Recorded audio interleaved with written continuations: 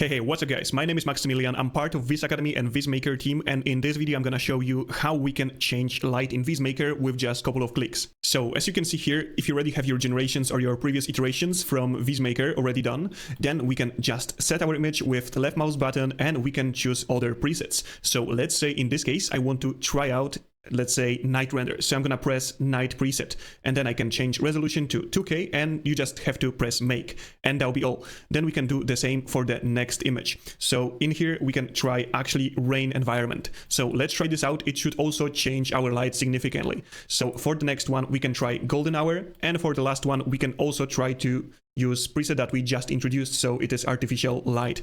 Then later on we can obviously change it from night to day with other presets. Let's say this one. We can also do our images brighter and add some more volumetric light. So we can actually try it out, and let's try volumetrics too. So I'll press make once again, and we can see our first results already done. So we can compare A and compare B, and let's see how it's look like.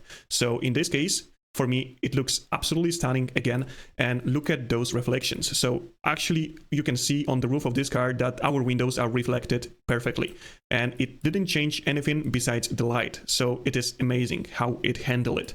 So let's see other results. This time it's going to be rain. So let's compare A and compare B, enlarge my window. So we can see that it adds some ponds, and our asphalt is kind of wet. So those reflections also look very good. Something tilted right here, there's no issue. We can generate it once again, and this problem should disappear.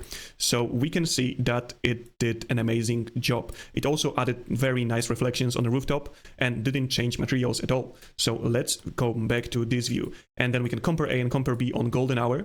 And maybe it looks a bit apocalyptic, but for me, and for how much time it took, those results are amazing. And it just took literally 3 seconds to get from this image into this image. So you can see how powerful it is. We can also specify exactly what background we want, because we can see that it changed some stuff, but there is no issue. We can manipulate our prompts. We can change them as we want.